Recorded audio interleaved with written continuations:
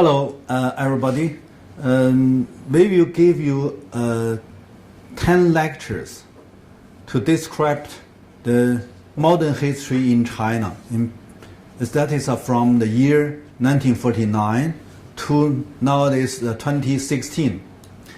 We summarize, we give this modern history as a kind of description into 10 crises. It's a cyclical crisis. It's because most of these developing countries have to facing the extremely challenge. It's extremely important challenge. That is how to implement the modernization by set up the industrialization. The industry need large amount of capital investments, but most of these developing countries, when they just set up their independent sovereignty, the extremely difficult is that no capital, the capital even zero. So how they choose the measures, the policies to do the capital accumulation or to absorb the foreign capital, whatever. Anyway, they need to have a kind of capital-intensive construction for the industrialization. That is very difficult. So let's talk about China, and because that you have known, China now is the top one industrialized country. This country now produce a lot of industrial products. Not only industrialization, but also that China in the 21st century, the first and 2 decades, has been the top one. I mean, if you calculate the total amount of the financial capital, China also be the top one country. So it means that not only the industry, but also the financial, both of these two capital. Industrial is a physical capital. Financial capital is a kind of intangible capital. But anyway, both of these capitals, China now not only to be the top one of the world, but also have met very serious challenge, that's new challenge of oversupply. I mean the overproduction in the physical capital and the oversupply of the financial capital. So the capacity, I mean the financial capital capacity or industrial financial capacity all are excess, surplus. So that is we need to make you know that how these 68 years or 67 years, how the China now became from capital shortage to the capital surplus. So that is the lecture series. This lecture series organized by our global university that is funded by many different countries' scholars. I am one of them. I hope that our founders can contribute their research outcomes to our global university to strengthen our base, to make these multiple research outcomes contribute to all the audience that these who would like to know the new knowledge, to know the alternative knowledge, and not in this Cold War propaganda or ideology and whatever that is mainstream. So we are trying to give you more practical explanation and let you know what is a real experience and the real lessons. Okay, so let's start from the first lecture. We have a total 11 lectures, I mean, for this series. And the first one is a kind of summary. We are trying to give you a general introduction to the 10 cyclical economic crises of People's Republic of China from the year 1949 to 2016. Okay, let's start. Here with the part 1, I think that is extremely important because there is a kind of key mechanism, very important mechanism. What is that? Look at, if you do your comparative studies, you can find that most of these developing countries, even the poor country also want to set up the industries. But why that these countries did have some industry, but not industrialization? Industrialization means that you need to have a perfect structure of the industries, from the materials to the steel and the iron and then the processing and the machinery industries and the light industries and the chemical industries, whatever. You have a multiple structure industries, and then you can have a industrialization. If you only have a light industry or textile industry, or you only have some raw materials industries, it doesn't mean that you have set up industrialization. So, but the heavy industry, the machinery industry, and the iron industry, steel industry, all need large amount of investments. Means the capital investments to heavy industry, machinery industries is extremely important. But if you only have a light industry, textiles, you cannot set up the accumulation system. Means that not easy to accumulate the capital. So the industrialization in China also cannot start from textiles and light industrials and green industries and agriculture industry. No.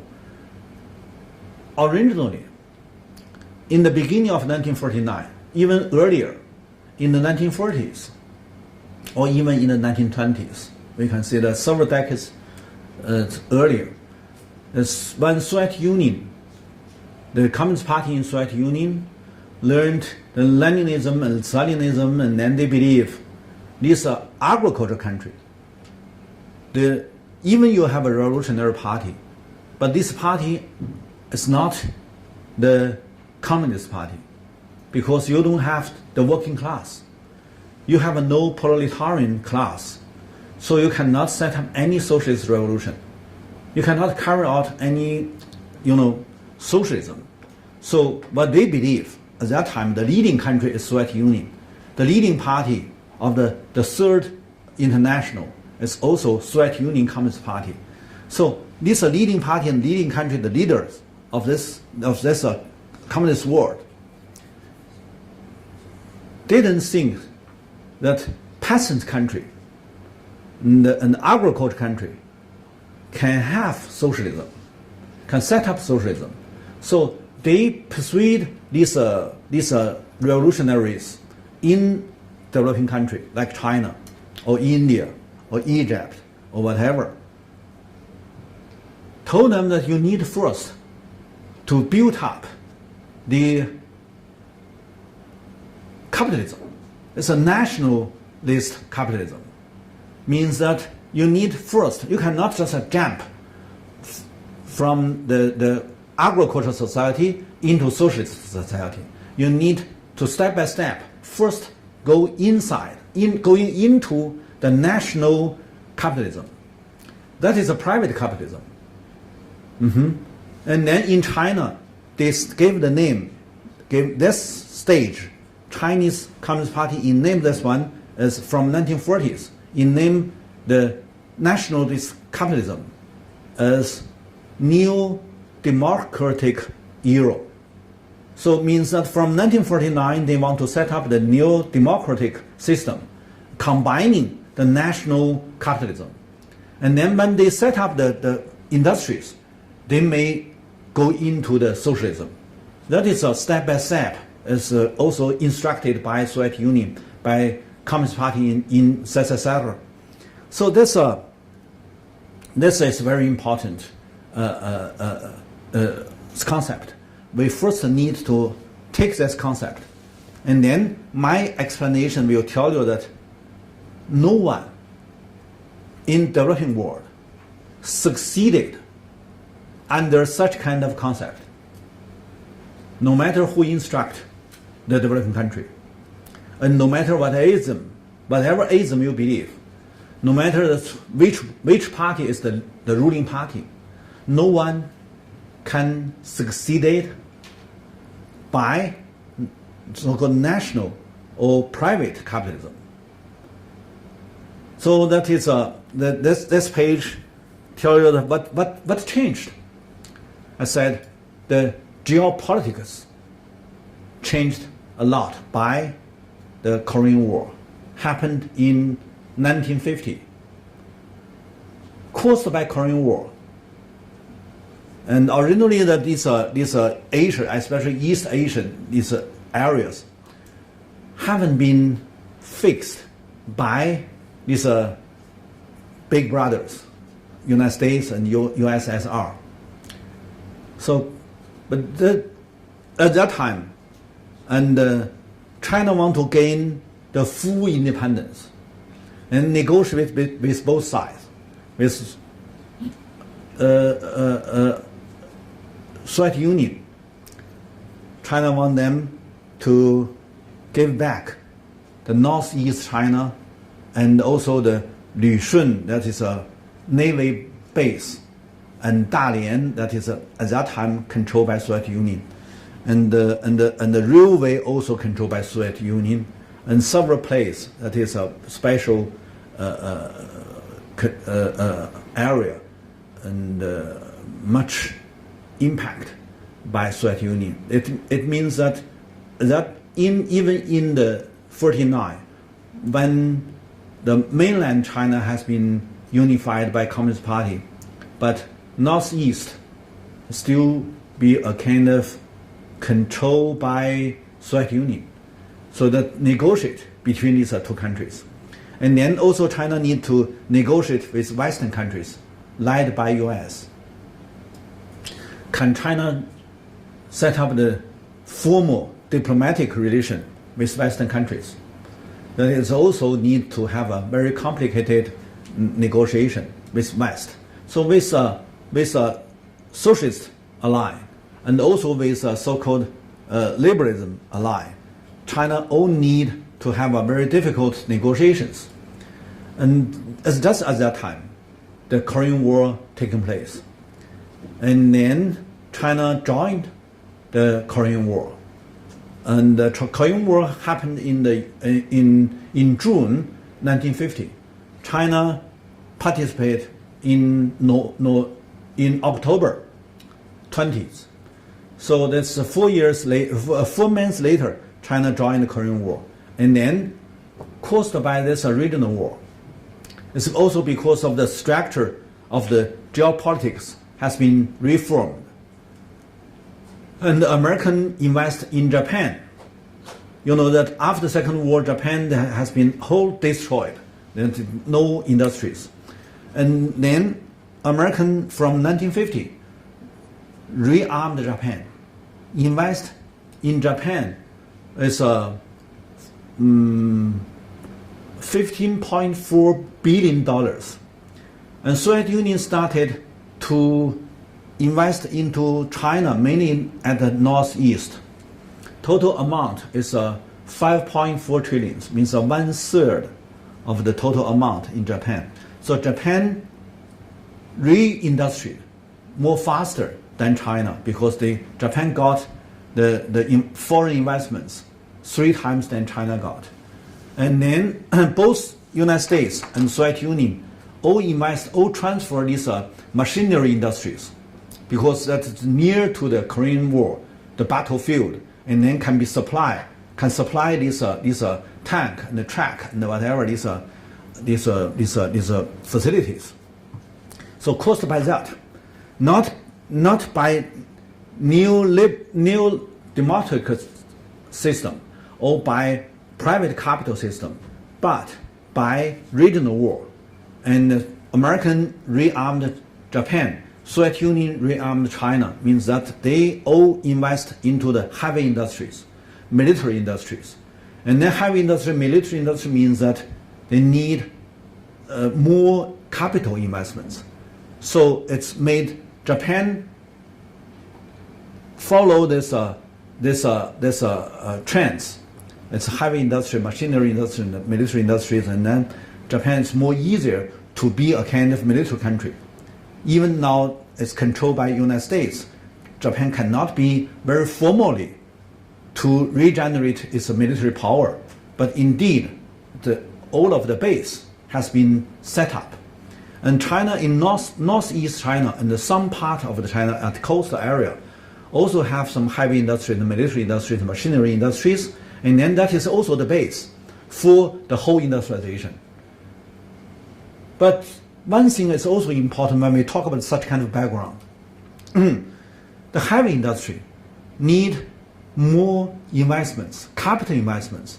And then the capital investments means that they don't need so many labor. So the more capital invest, the less labor they use. So that is China is a big labor first country. When they first set up the heavy industry, means that followed this industrial first step, they need to continue to give more capital investments, but less labor investments. So it's not applied to China, such kind of very big labor source country, but very little capital. So that means China got to rely on Soviet Union, keep invest their machines, their facilities, and then they can finish, or they can enlarge, or they can at least to make a kind of structural industries. So this means that, caused by the Korean War, by regional conflicts, China got the heavy industry and the military industry, machinery industries as a base. But this base, not easy to maintain. You need even double cost. That is why since 1960, since the Soviet Union retreat from China industrialization, that is later 1950, immediately, just 1 or 2 years later, China falling into the trap with a very big disaster. And then in the whole of the 1960s, China is very poor because no matter how much you did as a capital accumulation, you need to use all of this capital to maintain this Soviet Union left, this heavy industry. So it means that you need to pay double cost. The first cost, you need to pay all these debts, because when Soviet Union invests to China, all of these investments turn to the debts, and then you should pay back. That is from the 1960. And then you also need to have a capital to maintain the heavy industry. Means that you have a double cost. That is why 1960s, most of these Western countries were just look down at China, because that time you need to concentrate all of your labor force to replace capital investments. It means that you use large number of labor to invest, because at that time you have no capital.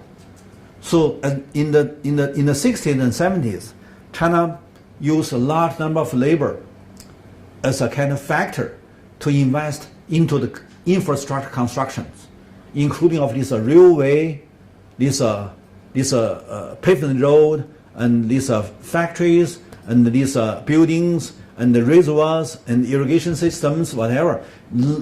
Most of these constructions mainly by invest labor.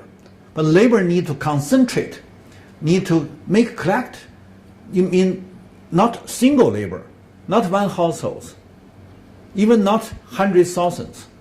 You need millions. So how you can make these labors concentrate by the state? That is also a big issue. So from the 1950s to 1960s to 1970s, these are 3 decades. That is a primitive accumulation for the industrial capital.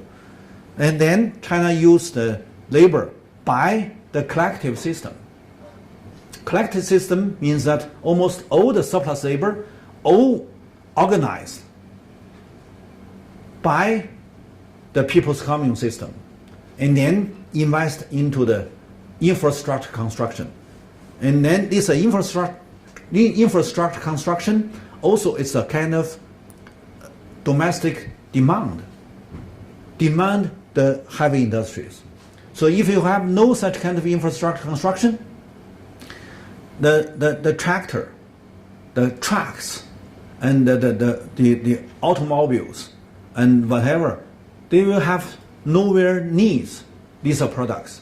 So the infrastructure construction need a lot of trucks, need a lot of automobile, need a lot of even the tractors, whatever. But these are all heavy industrial products. So then maintain the heavy industrial products, and then you improve your infrastructure construction, and then to make this irrigated land, arable land, irrigated from originally in 1950, that is less than 27%, and then increase to almost 50%. So by the infrastructure, China improved the basic situation in agriculture. But another side, they take too much surplus from agriculture. And then the agriculture not means agriculture with a low efficiency, means that the country, the state, take too much surplus from the agriculture. So that is make the agriculture take the big cost of the national industrialization. I hope you understand that such kind of geopolitical change make China and Japan, and after the Second World War, these are two countries can China is not Japan can re-industrialization. China can fund the basic industrialization. And then these are two countries both became industrial countries. China now may be the first industrial country, and US may be the second, and Germany may be the third, and Japan may be the first. But anyway, Japan is now still be a very important industrial country. So when we have our historical perspective to do the analysis, you may know first to understand what is the background. The background is after Second World War. Both of these US and the Soviet Union want to control this world. And then there's a regional war. And then the regional war make these two countries, China and Japan, near this regional war, got the chance to set up the basic industry. That is heavy industry, military industry, machinery industries. And then based on that, you can have a perfect industry. And then you can see that you have then industrialization. So that is why most of other developing countries, if they have no such kind of heavy industry investments, if just based on the textiles or light industries or commercial goods productions, they will be very slow or very little surplus can be put into the capital accumulation. So that they're short of the capital accumulation, short of the capital investments, no one can set up industries. So that is a basic knowledge we should first to take. Okay, so when we talk about this one, we also need to give you more description.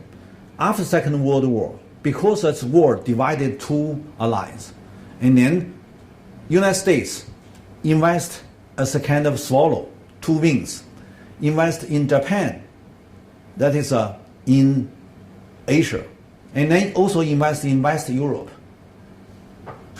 to join the competition with the Soviet Union-led East European countries. So and the Soviet Union invest into China and also invest into East European countries, means a socialist ally. So also Soviet Union also like a kind of big bird, big swallow, and have two wings for investments. So we said after Second World War, caused by the geopolitics change, and both US and the Soviet Union all have such kind of 验证, how to say, it's a swallow or two wings strategy to transfer out their capitals to invest into these countries, and then to make the world parted as a two competition. One is China-Japan competition, another in East Asia area, and then it's a European, that is a East and West European. They join the competition. That is also the Cold War competition. So we cannot just put Cold War and the post-Cold War aside and only talk about economic regulation. That is maybe mainstream would like to just forget everything and only talk about economic regulation. But for our common people, we need to have a whole picture to know that, okay, there's not only economic affairs, but also political affairs and social affairs and environmental affairs and so many different things put together. You can have a comprehensive ideas, comprehensive knowledge to understand what is real happened in these areas. And the second one I also need to emphasize. China set up this republic country. It's caused by or implemented by peasants' war. That is land revolutionary war. Land revolution not only carried out by Communist Party, but also carried out by KMT. The KMT initiated the first land revolution, and then second, led by Mao Zedong, and then third one is that the fighting for found this new China. So, in the first 50 years of the 20th century, it's led not only by Communist Party, but also by KMT Party, by Kuomintang. All want to carry out land reform, land revolution. As if you do some study in the history, you may know that thousands of years, almost every emperor needs to carry out equal distribute land to every household in the countryside. That is not by ideology. This ideology, these isms from Eurocentric philosophy system. But they never know that in the Oriental country, especially in China, China is a thousands years agricultural history. And during this thousands years history, almost every new dynasty, they need to have a kind of land reform. And then this land reform, if they can succeed to redistribute the land to every household in the countryside, and then this dynasty can keep going for 200 years. Means that based on equal distribution of the urban land, you can have stability for this dynasty, for this country. So, land reform, you cannot name socialism, communism, whatever ism. It's also not capitalism. It's a kind of history. It's a historical institution in a peasant country, because peasant population in China is the biggest in the world. If you do some historical studies to compare, you may find that ancient India, or ancient Mayan, ancient Maya, ancient Aztec, or Inca, or some other ancient kingdom, you can find that they all have a similar system to equal redistribute equally to every household the land and other properties for stabilize this clan or this country or this kingdom, whatever you name, such kind of ruling. But anyway, when they want to stay together in the agricultural production, they need to make every people have a land. If just a small people have a land, large number of people have no land, they cannot have a stability.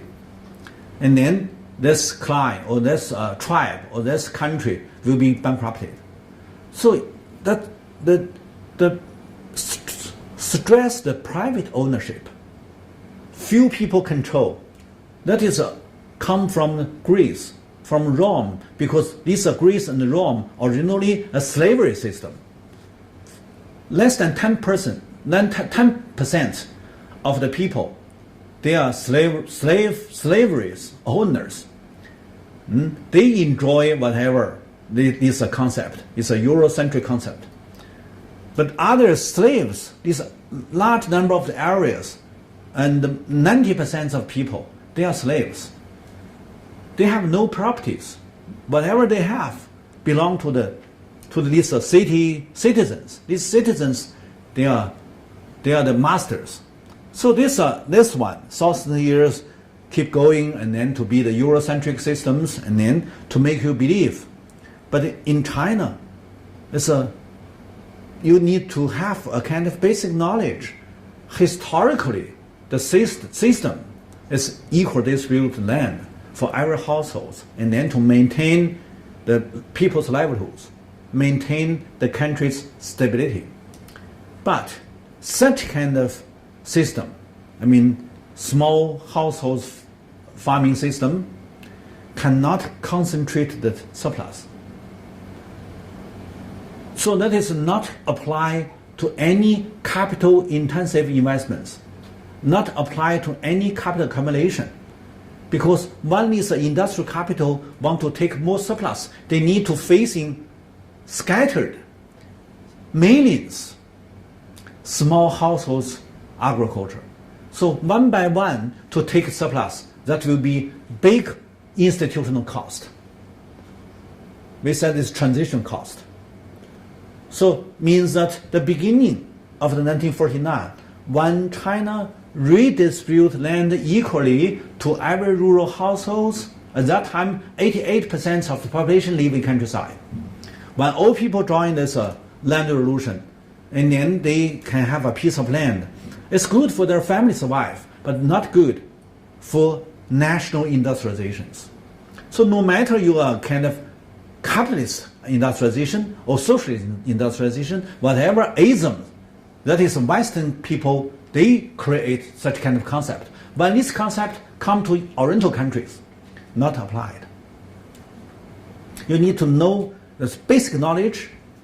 Anybody, no matter you are in name of any ism, when you're facing scattered, it's multi-functioned, small household farming, no way to take the surplus from them.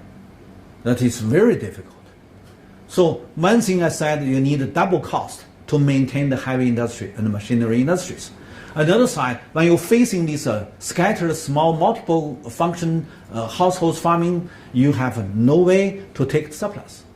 That is why most of these developing countries have a very difficult to carry out the industrialization, because they all have such kind of situation.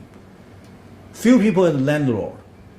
And landlord also can, even landlord can take some surplus, but also small. You cannot use this small surplus for the capital accumulation for your industrialization. So these are two things we need to first to understand, and then they may be easy to know the following descriptions. So by the background description, we need to redefine the concept.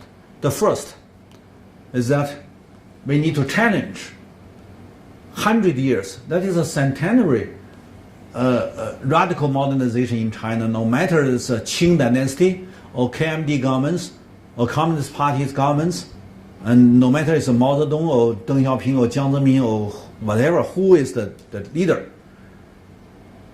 Oh, now we should know that, we must know that all of them, the emperor or the KMT president or Communist Party's president, all the leaders want to carry out modernization. But when they all facing the challenge, as I mentioned just now, these are two key issues. They all facing the challenge of these two difficulties. And then they must be radical.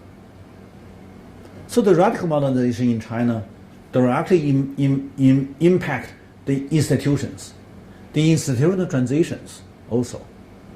So what is the alternative?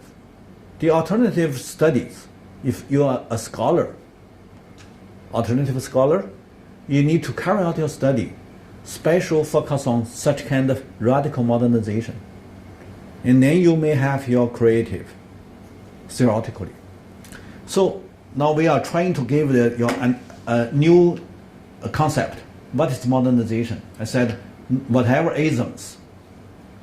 It means that it's a historical era of capital and its risk, both created in the cities, and then must cause psychological crisis. Means that you concentrate all the capital in the cities, and then meanwhile, the risk combining the capital concentrate means that the risk also concentrated, also increased. So you increase the capital, you also increase the risk. And then the capital, you take the return. And then you don't pay the cost. And then this cost is a risk. And then risk grow up and then finally turn into the crisis. So that is why we have a psychological crisis. This is the first concept we need to have. And then second, what is the capital? Whatever ownership, no matter it's a private ownership, it belongs to the capitalism, or public ownership belongs to the socialism, that is a ideological debate. If you put ideological debates aside and then just think what is the core essential of this capital, you may know that the capital is the object of few interest group in engendering human alienation, which make money the regnant power for capitalizing human resources. Means that is a capital is a kind of alienation. Alienation means that they independent from human resources and from natural resources, and then turn back to take all of the surplus from human resources and natural resources and capitalize the human resources and the natural resources. That is a so-called capital. So no matter it belong to the state or belong to the private, the same. Even belong to state also need to capitalization, to capitalize these resources and then to take the return. So that is in any country, that is the same phenomenon. And then let's look at the governments. Governments also a kind of alienation. There's a few politicians as a group, they enforce human and under their control. So that is a kind of alienation. And then they mix in institutional regime, become regnant power without justice or fairness. So no matter whatever nations, whatever regime, the governments need to rule the public. That is very clear. So means that any country, if you are just a common people, you're just a kind of citizen, you don't need to think of this governments as that stand on your side. The governments still be a kind of object. It's a alienation out of your human resources, your human societies. So we should know that no matter whatever you do as an institutional transition, you cannot make any governments to be a fairness, to be the justice. So the governments need to be observed, to be monitored by people. And then people need to organize themselves as a social organization and then to give the critiques to any injustice and unfairness. Here, what is the institutional transition? When we talk about the governments, talk about the capital, we may know that whatever institutional transition is applied some interest group. Some interest group, that is the main interest group, with their government delegates, and then transfer out the cost for more gains by their regnant power. So the more they have from the institutional change, institutional transition, and then the more they give good comments, the positive comments to such kind of transition. If the less, they will dislike such kind of transition. So it means, but it also means the more they gain, the more cost they transfer out, not only to the low class, to the marginalized population, but also transfer out to these transfer to the natural resources. That is why there's so many environmental disasters and many resources disasters. That's because too much cost transfer out by so-called institutional transitions.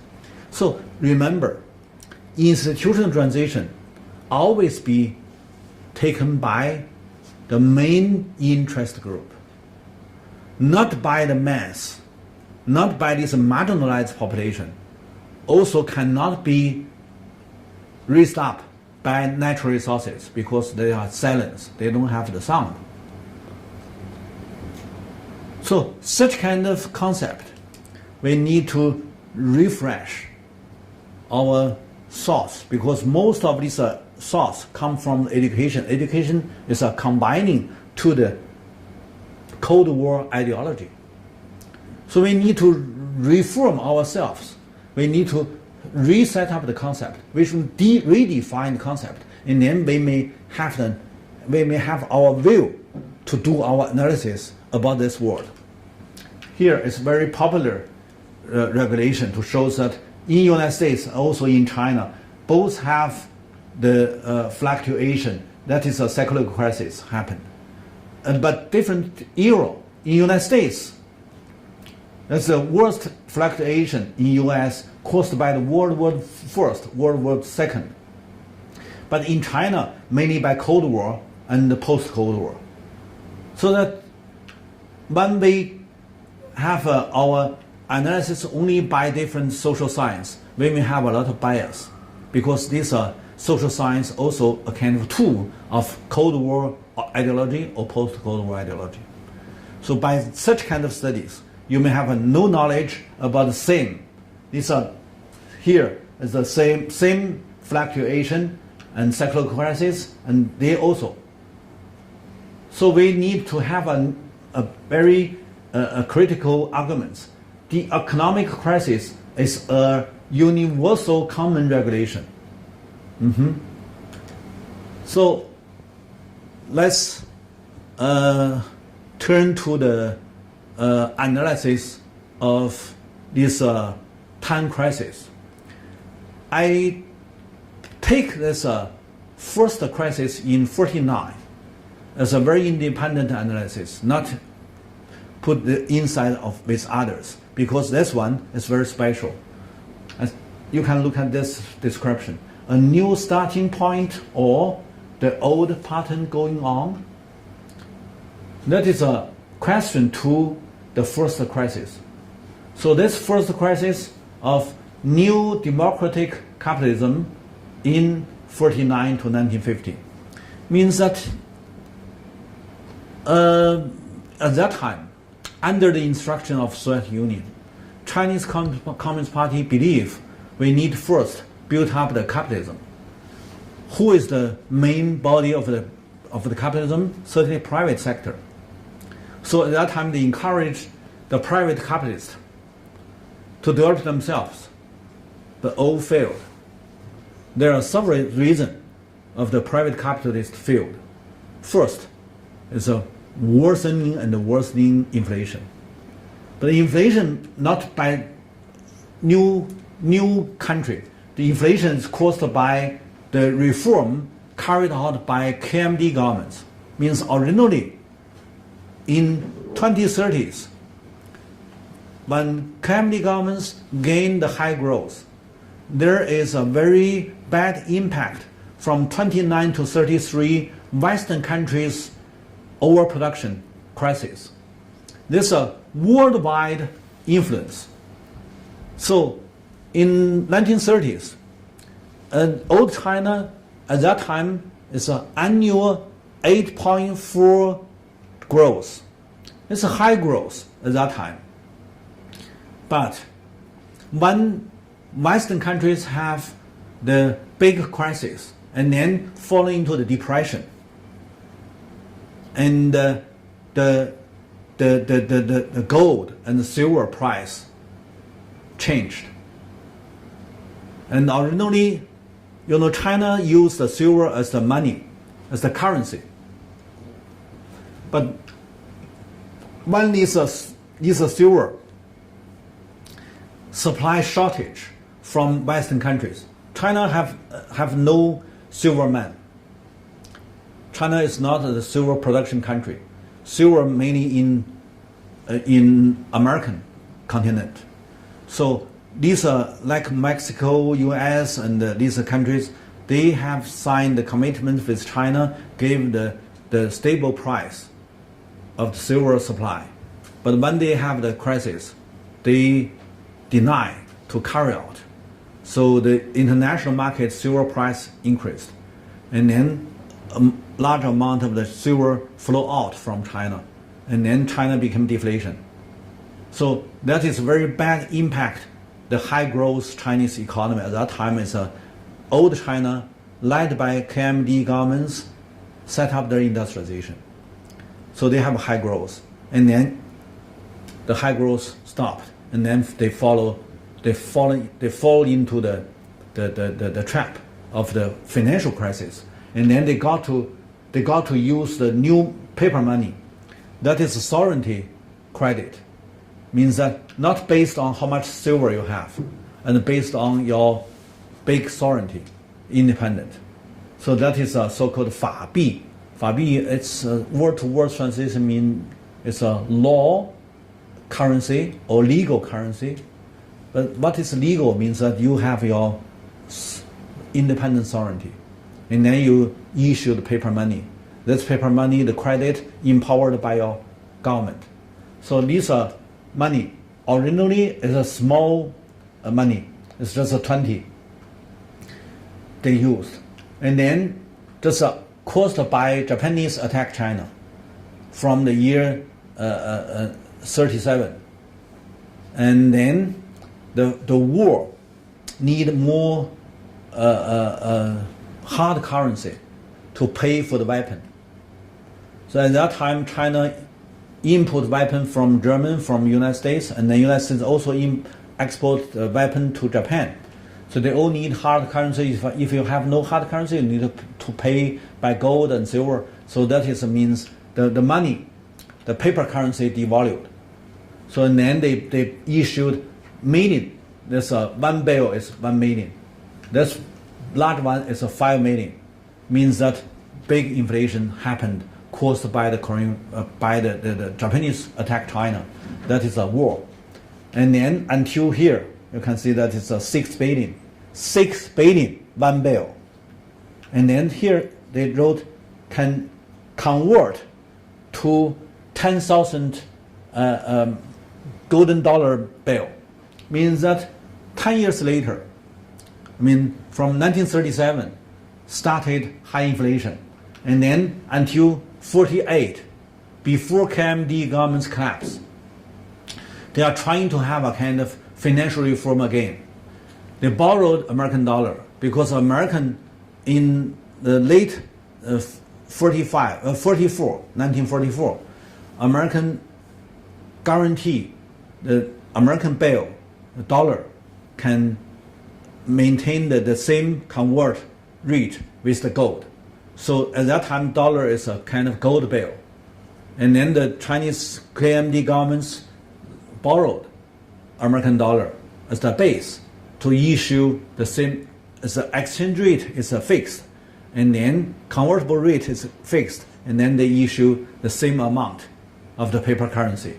But this paper currency cannot maintain the value, and then large decreased, and then high inflation. So from the 48 to 49, the financial system collapsed, and then they have no fiscal system, and then nobody can give the money to the military force. And then at that time, 80% or more than 80% of the government's expense invest into the military, into the war.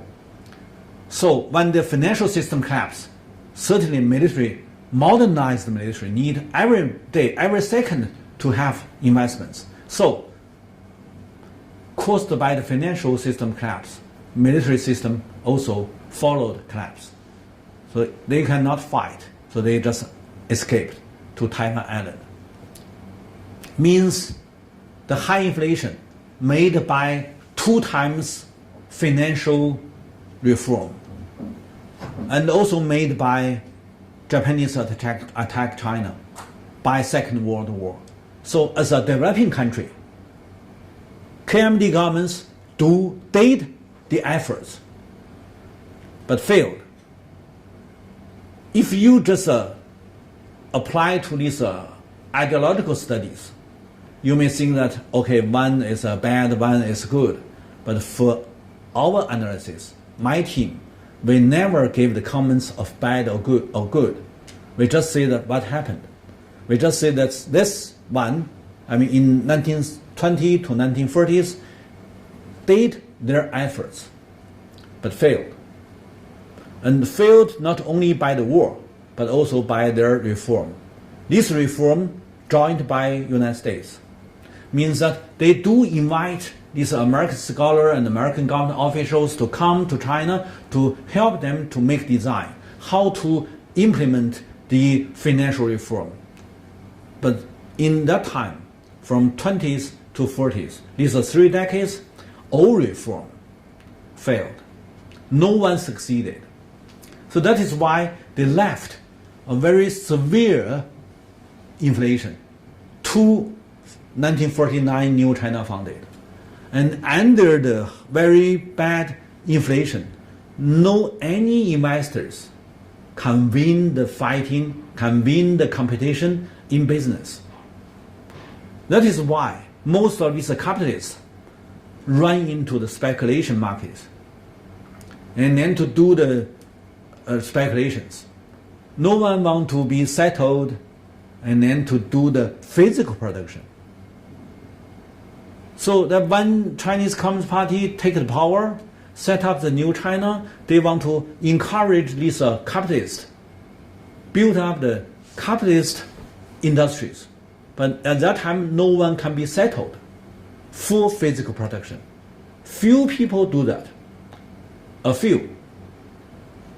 If I say few, maybe not good, not applied that time. But a few means just a little people do the industrialization, do the business. Others, they take money, do the speculation. It's a high risk. Means that even you give them the policy, even the policy is a pro-capital, pro-private capital, pro-capitalism, you also cannot carry out your program. So in the 1949, so no matter you are in name of what ism, at that time in name of socialism, and led by Communist Party, but they did capitalist industrialization, failed. That is I said the private, and then not only the material scarcity, lack of hard currency, and the money oversupply.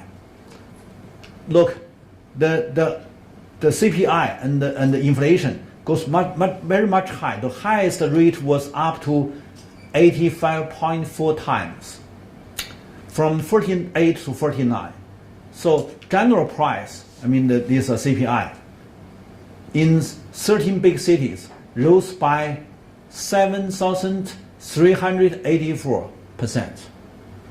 So means that is exactly crisis. High inflation crisis happened in the 48, 49. And also caused by that, the new governments must include these old government's employees and doctors and teachers. And anyway, all of these doctors and teachers and government employees and all need salary. But originally there are guerrilla movements in the countryside. They don't need salary. Just give some food, and then they can keep going. But when they entered and they occupy these big cities, the city need the management. The management is governments, and the governments need expense, need budget. So the budget, look at the budget. The revenue was about 1/3 of expenditures is deficit. No. Revenue just one third of the expenditure means that more than two thirds are deficit. Just one third can be taken by revenue. So means that at that time the physical system also very big disaster, also the crisis. So financial, that is a high inflation, and the physical system same. So means that the Communist Party set up the governments, but they're facing the challenge as the old governments. So they go along as capitalism? That is the question. Going where? Going to the socialism? No way, because you don't have the working class. At that time, the workers, even small peddler, or even the blacksmiths or carpenter, they all can calculate into the workers class.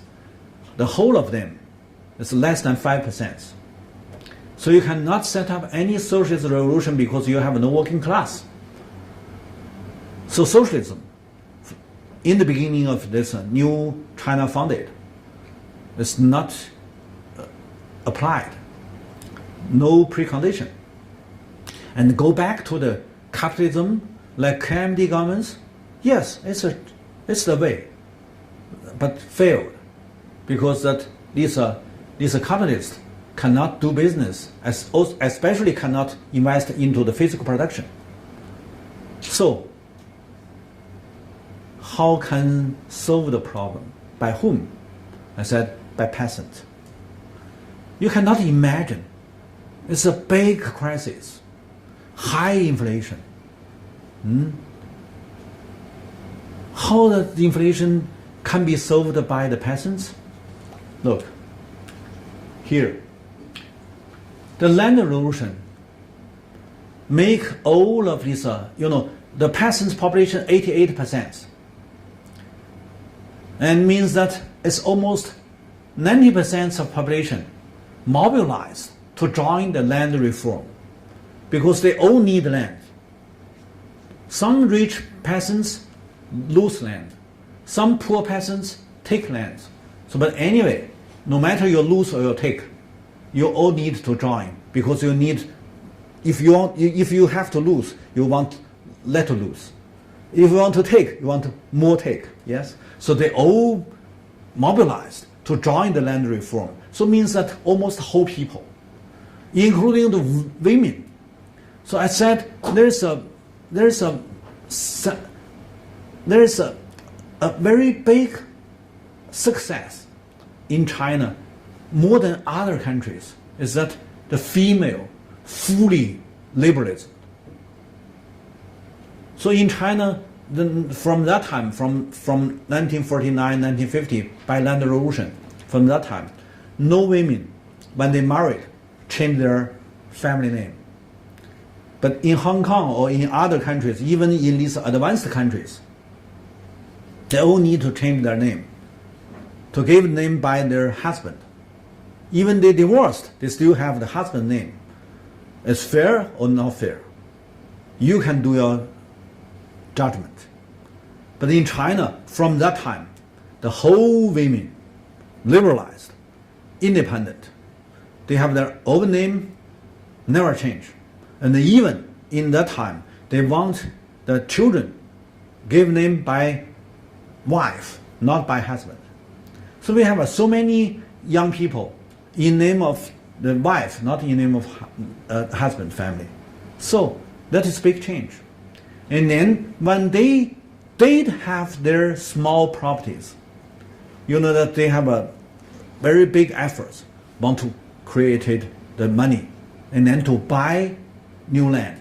Because in that time, even in the second land revolution, in Jinggangshan mountain area, Mao very clear to announce, free buy and sell your land.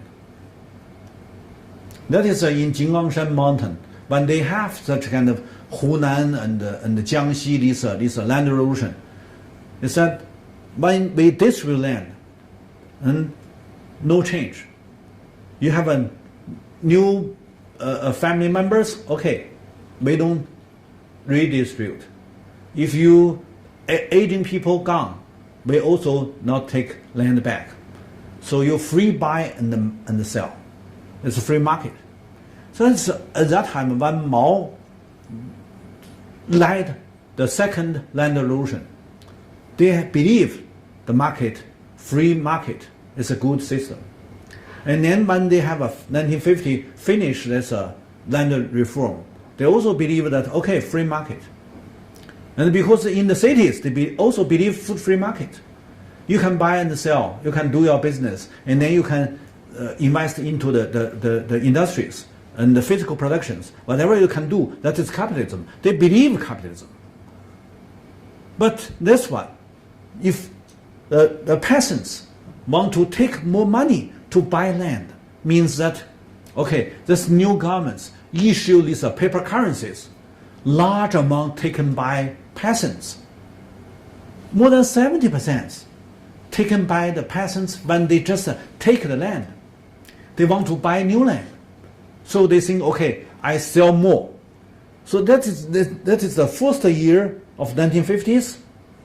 The government's easier to take more agricultural surplus because the peasants all want to sell the agricultural products and then to have money back for the accumulation. And then maybe several years later they can buy land. So when one side is high inflation, you need to supply more food, more grain, more cotton things and whatever. You need to supply the products to the markets and then to make the inflation decreased, to make them down, and contributed by the peasants. And then when you issued more paper money, the currencies, and then to strong this inflation, no one can solve the problem. But peasants need these currencies, so they take the currencies to the countryside. It's good for the governments because governments can issue more paper currencies, and they pay taken by the peasants. So the inflation decreased, not by so-called macro measures, but by peasants.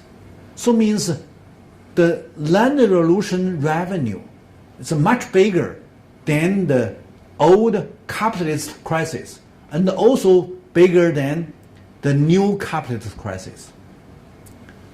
So democratic system, you said, is neo-democratic system based on the infrastructure economically, that's capitalism. Okay, it's all created inflation, speculations, high risks, but finally stabilized by land erosion.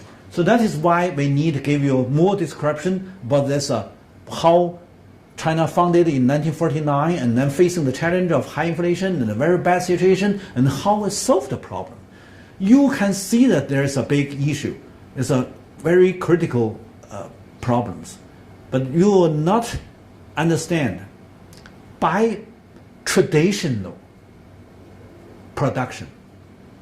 That is a peasant society.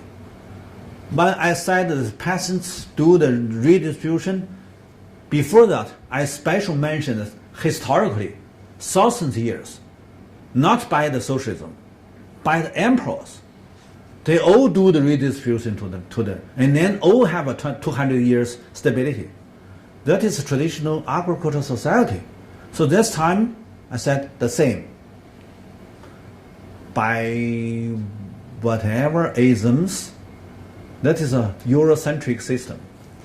If you just go back to Oriental society, to Oriental culture, you also can have your analysis. You also can have your explanations to understand that it's a traditional system, traditional culture saved this big crisis. And this big crisis created by modernization, by you want to go into the capitalism.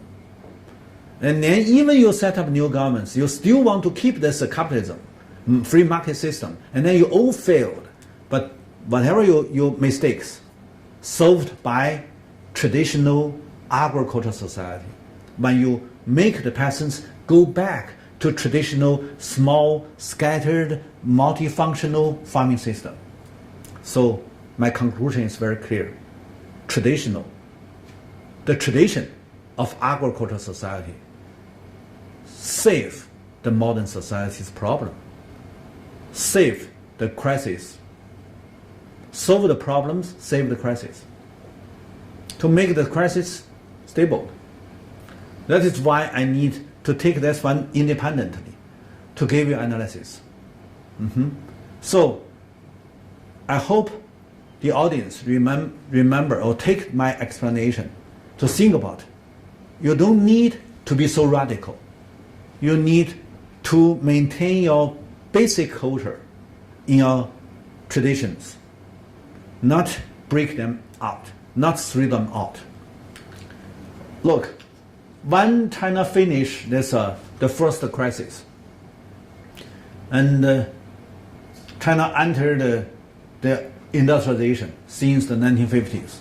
I said the 1950s because of the Korean War, Soviet Union invested in China for heavy industry and the machinery industries, mainly for military construction. Okay, and how they solved the capital shortage? By concentrated labor. Here is the old China's accumulation for the capital for the industrialization. It's a landlord, it's the servant, and for the calculations help to the landlord, and then these kulak and the middle farm and the poor farm, and they all contribute to the surplus because the landlord takes surplus free. You sign the commitment, how much percent you need to give to the landlord, and then you plant your land, you do agriculture, and then the end of the year, you need to transfer all the surplus to the landlord, free. So landlord don't pay. They also don't pay your transportation. You need to give the landlord by yourself. So landlord is a free, not only the real cost, but also institutional cost. And then landlord can concentrate the surplus. So landlord to be the supplier, scaling supplier. And then the landlord set up their workshops in the town or in the cities. And landlord turn their position as a kind of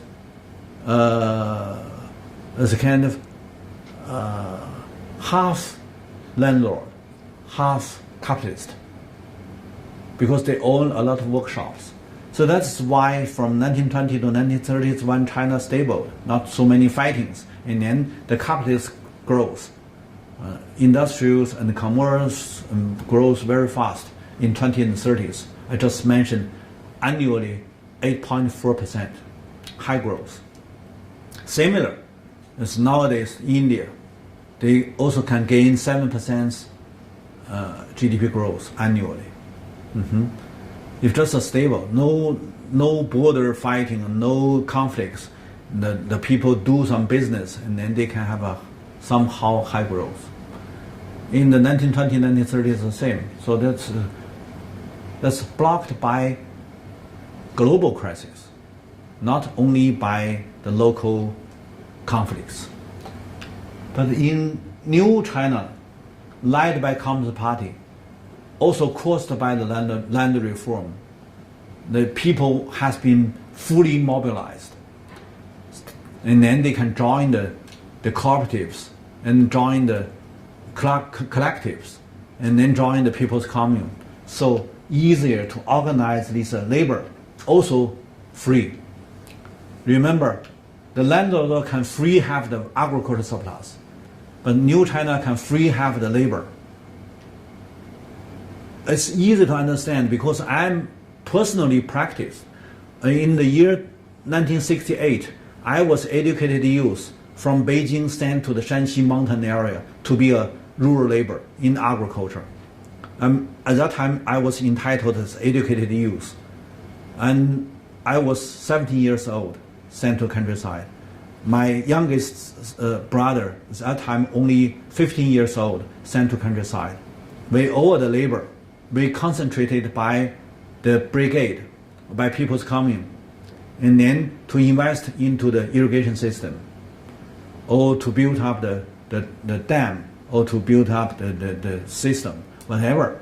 So it means it's free, and because it's just you just gave the food, and we will be very glad to work in the construction field because you give me at least give me food.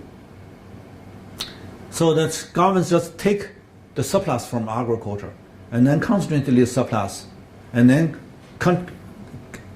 distribute the food to every construction field, and then labor would like to join these constructions. And because more easier to mobilize labor because labor has been fully organized by people's commune. That is, I said, when you have no capital, you only can use labor, but labor need organization.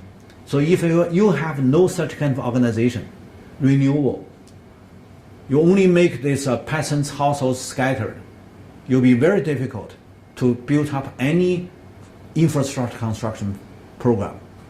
So that is why I also need to mention how China recovered from this crisis. When the foreign capital retreat, any developing country, remember, we have done a lot of studies.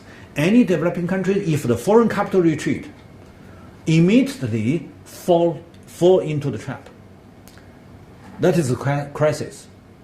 No matter whatever isms you believe, no matter whoever can be the leader, you cannot solve the problem because no capital means no industries. No capital means no industries. No industries means no cash job. No cash job means large number of the unemployment.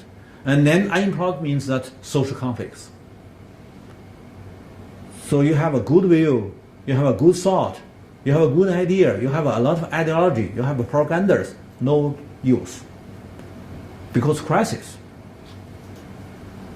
So that is in Latin American countries, in South Asian countries, in the African countries, whatever you have, you believe. But if you cannot solve the problem like this one, when the capital retreat, when it's no capital, what you can do? You can do nothing. Because you have entered this special historical era that is industrialization, like China. From 1950, China entered industrialization, need more capital intensive investments. But when your investors gone, they don't want to invest because you don't want to follow him. And then what happened? You facing the challenge, not them. You fall in the trap, not them. So that is the big trouble. So China solved the trouble by collect most of this labor force to replace the zero capital because capital retreat. And then China maintained the industrialization. That is almost 3 decades. So these 3 decades, almost all Chinese were heroes because they contribute a lot and then they take back almost nothing. By these 3 decades contribution, even free contribution by all of these laborers, China built up as a big industry capital. Industrial capital now need to belong to whole people, not belong to small group. That is a fairness because they paid. Now there's some small group as an interest group want to take. It's not justice. Okay, that is why I first gave the concept to make you understand what is a so-called institutional transition, what's the government, what's the capital, what's the modernization. These are concepts you need to redefine, and then you can understand what is the procedure. Okay, here when we talk about this from 1950s, China started the industrialization, and 4 times by foreign aid. Foreign aid means foreign investments. The first time is I mentioned at the first page, 5.4 billion from Soviet Union, and then need to pay back from 1960s. And one foreign investments aroused 2 times crisis. one investment, two crises. It's very interesting. And the Soviet Union invested in China, and China have a 1960s crisis, and also 1968 crisis. So remember Mao have said, 7-8年再来一次. He said his Cultural Revolution can be re-happened after 7 or 8 years. Not by Cultural Revolution is a kind of name, but indeed, 7 or 8 years there is a run of cyclical crisis. So the first crisis you recovered is from 1952, and then the second crisis happened in 1959. That is 7 years or 8 years, 51, 52, and then to 59 to 60, 7 to 8 years, and then you recovered, and then another 7 to 8 years, 1967, 1968, the economic crisis happened again. So that is a regulation. Cyclical crisis happened after 8 years. So that is why Mao said Cultural Revolution 7 or 8 years re-happened. Maybe that is he just focused on the Cultural Revolution. But to be the economist, I need to focus on the economic crisis. So just combining his words, we said, okay, that may be easier to explain because that the revolution means that social conflicts, means social contradiction. Social contradiction caused by economic crisis. When the crisis happened, they need to have some kind of social problems followed by the crisis. So you can see that from 1967, the government's investments just decreased. And then large number of the labor have no job. Same, when the 59 government have no ability to invest. And then 1960, large number of the labor unemployed. So then in Mao's time, not only by People's Commune concentrate labor to replace zero capital, keep the industrialization going on, not by that, but also when the city have the crisis, large number of people, especially young people, no job. You know, jobless young people in any country will stir up the social conflicts. But how China deal with the problem like this one? You can see that the same in 1960s and beginning of 1970s. Most of these Western countries also meet very serious the crisis. And then the guerrilla movements in city happened. Even in Japan, in Italy, in France, you know that France there is a Red May social movements. And in Japan there is a Red Army in urban struggles. And in Italy also they have a city guerrilla movements, whatever. And in United States there is a black people and a lot of conflicts. So at that time the world not stable. But how China? Yeah, China have a Cultural Revolution. So this all caused by economic crisis, because at that time when the Second World War finished, the old Western countries rebuilt up the industries, and then they're facing the challenge of overproduction. Overproduction turned to the social conflicts in the late 1960s, early 1970s, and then enforced them to transfer out these labor-intensive industries to developing countries. That solved the problem of their own in the Western countries.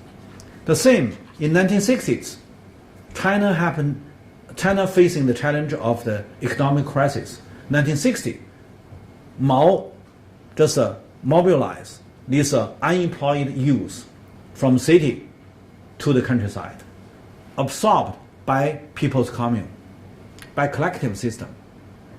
And then 1968, when 1967, the government's budget deficit more serious, cannot invest into the city industries, and then large number of unemployment youth also mobilized to the countryside, to People's Commune. So the People's Commune, the brigade system, absorbed this unemployment city youth. So that's different name, but it's we said it's 插队, means that you can participate the brigade agricultural work. I think that is very important to understand how China set up their industrialization, because the cost, the crisis happened means that the cost burst out.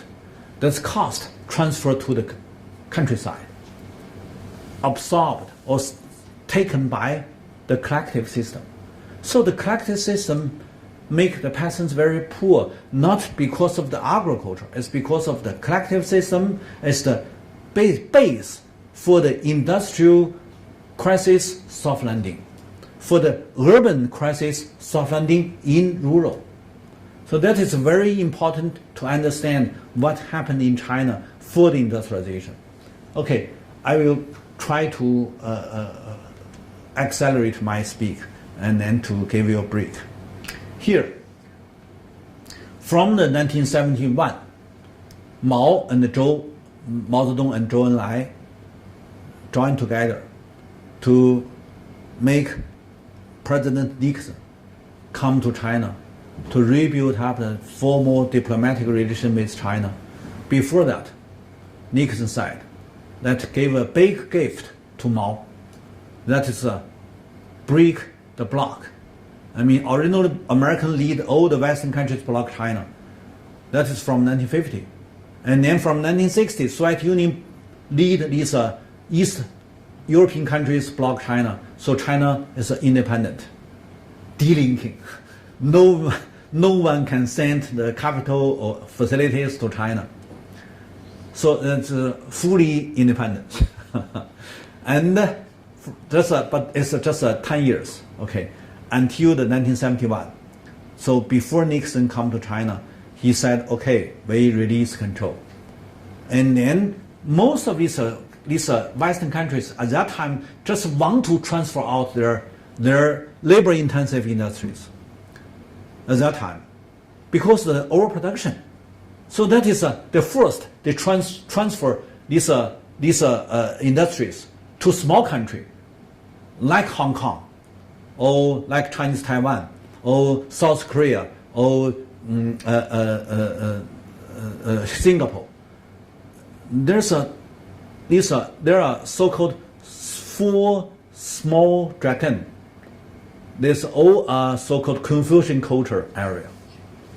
And so they have a lot of similar culture.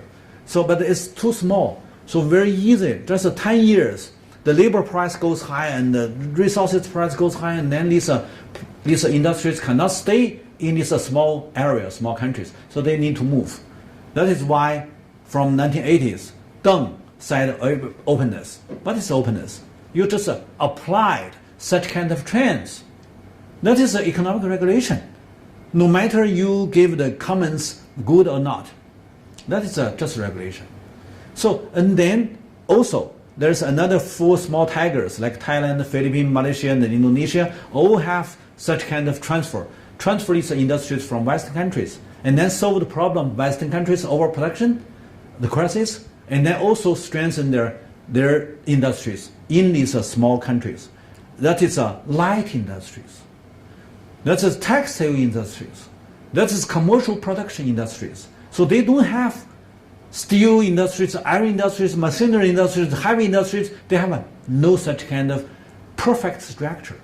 They have no structural industries. So more easier to be attacked by the followed crisis. That is another thing. But let's go back to China. From the beginning of the 70s, China started to have the foreign capital give China the machines, the technicals, the system machines, and then to reform these heavy industries, machinery industries originally invested from Russia. Russia is too much heavy. So China want to be light. So they need light industries, textile industries, chemical industries, whatever. So these things just apply to Western countries want to transfer out these textiles, light industries, chemicals, whatever. They want to transfer out. And then just also China decision made by Mao and Zhou applied Western economic crisis. If they want to reduce the crisis, they need to transfer out their labor-intensive and light industries, that is low-level industries. And China keep these heavy industries many decades. They want light industries. So it's just a mutual benefits. So these Westerns come to China, and China take a lot of Western machines, but immediately turn to that is, I said, the second time foreign capital invest into China. Then immediately turn to the foreign debts. Foreign debts immediately turn to the fiscal deficit. And then fiscal deficit turn to low investment, even no investments for maintain the industries. And then large number of the labor, also unemployment. So this time from 1974, Mao third times encouraged this unemployment city youth go into countryside, solve the industrial crisis in city. So and then soft landing by rural take many thousands, millions unemployment youth from cities. So that is you can understand what happened in China is the same. You have the crisis, but the crisis can be soft landing by that organized people's communes system. That is that. And then here from 1980s to 1990s, and China more open because that every time you take these Western countries' facilities, machines, as a foreign aid or as a foreign capital, these foreign capital all turn to the debts. So China at that time, same as most of these developing countries, debts increased more and more heavy. So a lot of developing countries failed. It's because they cannot pay back the debts. But at that time, China also have a very interesting phenomenon. This time, rural saved the urban, rescued the urban. By what? Because of the too much cost taken by the people's commune, and then too much surplus taken by the urban industries, and then people's commune system cannot stand. And then later, and then also peasants became poor and poor. You transfer too much youth, it's unemployed youth to the countryside. They all need to share the profit from peasants. And then peasants became poor. And then late 1970s, peasants dismissed the people's commune. And also caused by Deng Xiaoping, and also caused by one objective reason, that is the population increase. So 1950s, you equal this free land to every household in the countryside. That is the land reform. And then in 1980, the same. So Mao did one land reform. Deng Xiaoping did second land reform. Equal this free land to every household in the countryside. Same. Nothing difference. This time in name of land reform. The second time in name of rural reform. But the systematic change, the same. And then, this time, when rural people retaking the land, they all do very hard work. And then they have surplus, more surplus. And also they change their structure. Originally, they mainly plant the grain. Now they plant a lot of vegetable and the fruit, and then more animal husbandry, and so on and so. So there are booming rural economy. And then they have a more cash income. And then they buy a lot of commercial goods. That is to solve the problem of the crisis. So the late 1970s, early 1980s, you have a very severe crisis. And then solved also by peasants. Peasants at that time, 85% of the population. If every people want to buy some commercial goods, certainly that is a local demand. So domestic demand solve your crisis by the 1980s. But the problem is that they want to buy too much. And then the inflation really happened. Originally in 1970s, no inflation. But from the beginning of the 1980s, because peasants, it's a big population, they want to buy too much commercial goods, okay, inflation. A little bit increased annually. And then, big increase in the mid-1980s. So inflation crisis happened again. And also the local people want to buy a lot of commercial goods, so the governments can issue more paper currencies. So the same situation happened when you take the measure to redistribute land to every household, to rural people. So the traditional peasant system, second times, rescue the industrial crisis in urban area. And another phenomenon also very important. You may know that large number of the rural labor released themselves, liberalized themselves, and then they started to set up the rural industries. Many workshops built up in the village.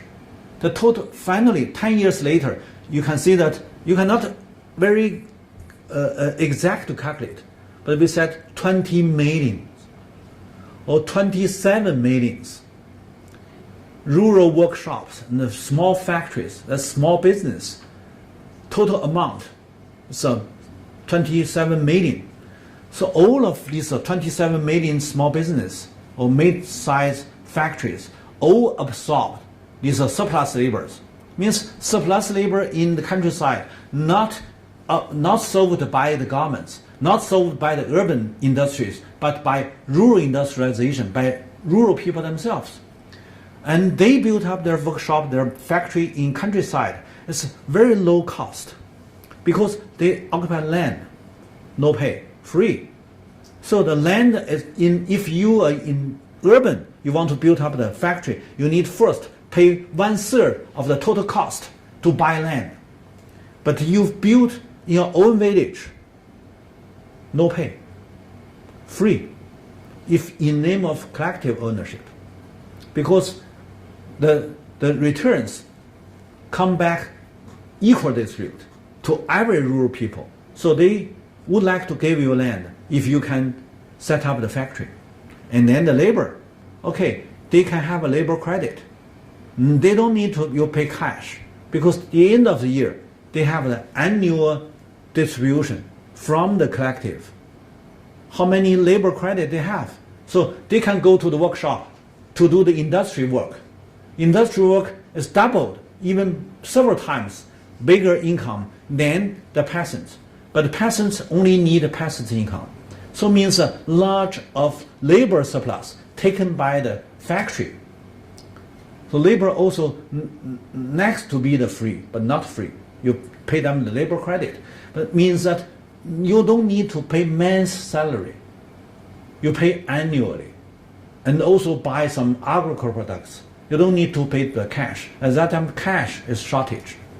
Capital is still be shortage. So how the rural people solve the problem? By rural method. By rural people's measures. And, okay, they have no capital. They changed by their fresh agricultural products.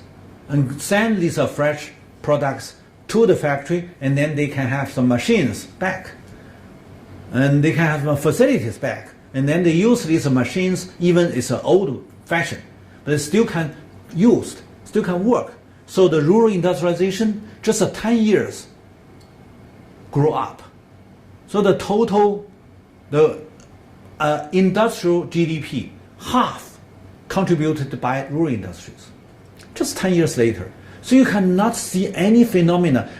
They not only finish the capital accumulation, it's a primitive accumulation of the industrial capital in countryside. Very short, 10 years. If you go to West countries, they need to they rob a lot of resources from other continent, and then they need 100 years, and then to set up their industries. But in rural China, just 10 years. So the peasants have a very big ability, big creative, to create a world how to say that, it's a kind of very strange phenomenon. Nobody can do that by Chinese peasants. So this is not only the primitive accumulation, but also they have a lot of new creative in the institutions. Means equal share. All peasants in the village have equal share, and then equal distribution. That is created by rural people, and that is socialism. You can go back to 2,000 years, come to the Confucian. Confucian 2,000 years ago has told you you need to have an equal distribution. So it's described by Western scholars. They always think that it's the Western thought. But in China, we have said, okay, not from Marx, it's from Confucian. And such kind of phenomena also continued for many thousand years. So when we talk about this, I said, okay, in the 1980s, crisis increased. Also, the new growth also increased. That is mainly created by mass, by people, not by some single politician or by some people too much advice and have a long version and so on. Yeah, maybe, but mainly contribute by mass, by people. So that is in 1980s. But it's also the problem. Nowadays, even in China or overseas, few scholars and politicians, when they talk about China reform, few people talk about 1980s. Few people talk about people's created a lot of big success. They much emphasize 1990s because 1990s, China accessed WTO, accessed globalization. They moved to globalization until the 2001 China accessed WTO. So the 1990s, China accelerated globalization and then created another kinds of the crisis. So when we talk about 1980s, we may know that there is inflation, but the inflation is the reason of the inflation. We need to have a different analysis. We can know the inflation is not exactly bad enough because it's mainly caused by domestic demand, and domestic demand caused by the rural industrialization. Also by rural people, they have more commercial goods they need to consume. So these are things in the 1980s. It's very interesting. We need to do more deepened studies and then to describe what is a good performance, what is the bad lessons. And then 1990s, that is different because from 1990s, mid-1990s to now, that we can see the first times FDI and accelerating globalization with 3 times of crisis. I mean, 3 crises is all are imported deflation or inflation. Then in 1998, the deflation turned into the overproduction, and imported inflation in 2008. That's 10 years later, deflation turned to the inflation, and the overproduction turned to the high growth. But finally, the imported financial crisis turned into the second overproduction in 2015. That is nowadays. And also to make China to have a kind of financialization, to accelerate originally these 5 decades to accelerate the industrialization, and then these 2 decades to accelerate the financialization. And that is why I said the first page, China now became the top 1 country with largest industrial capacity and largest financial capital. Okay, let's have a break.